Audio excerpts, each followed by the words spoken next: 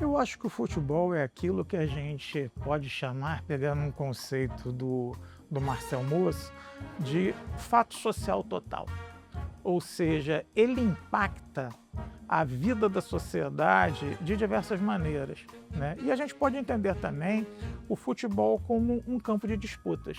A democracia corintiana nos anos 80 é um grande exemplo de utilização política do esporte como resistência, né? Vamos lembrar, por exemplo, que a Gaviões da Fiel, no final dos anos 70, ela abre uma faixa no estádio, né, com anistia ampla, geral e restrita, no meio da campanha da anistia.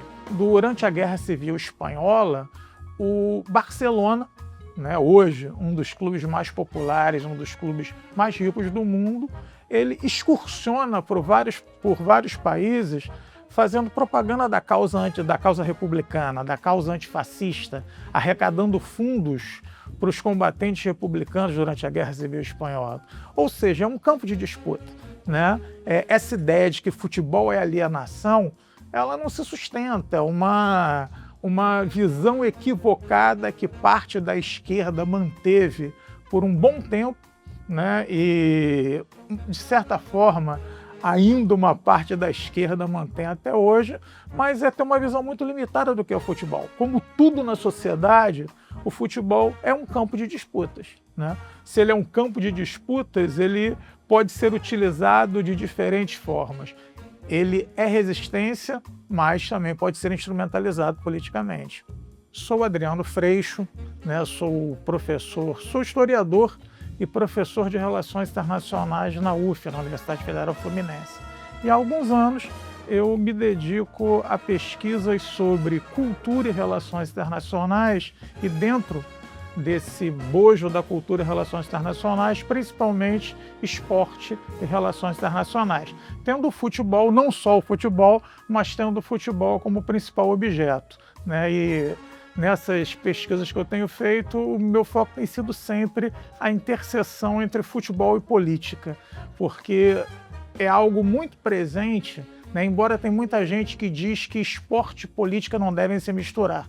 No entanto, desde que os esportes de massa surgem no século XIX, essa interseção existe, né? Ou seja, os esportes de massa, eles desempenham desde sempre um papel político, para o bem e para o mal, né? O livro ele é dividido em 3 partes.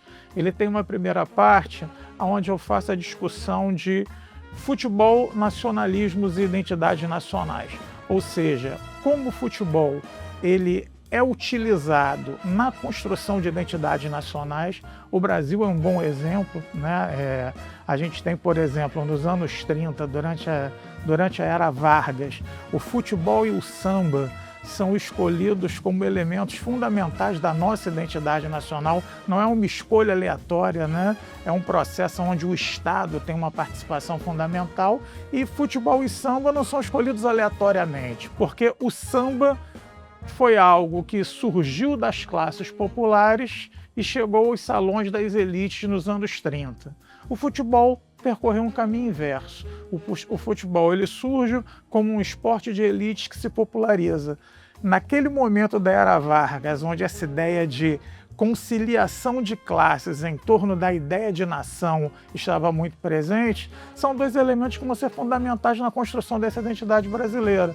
Na segunda parte, a gente discute mais a instrumentalização política do futebol por regimes autoritários. Temos o exemplo dos regimes fascistas nos anos 30, a ditadura salazarista em Portugal, a ditadura brasileira nos anos 70, capitalizando em cima da vitória brasileira do tricampeonato brasileiro no México. Já na terceira, a gente foca nas relações internacionais, a partir dos 2 elementos que as pessoas se lembram quando a gente fala em relações internacionais. Quais são esses 2 elementos? Diplomacia e guerra.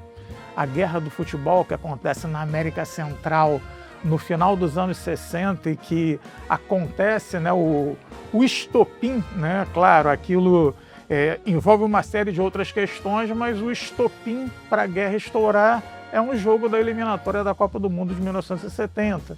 Procuramos discutir nesse livro a interseção entre futebol e política em suas diversas facetas, tanto no âmbito da política doméstica, tanto no âmbito da construção das identidades nacionais e do nacionalismo, mas também no âmbito da política internacional.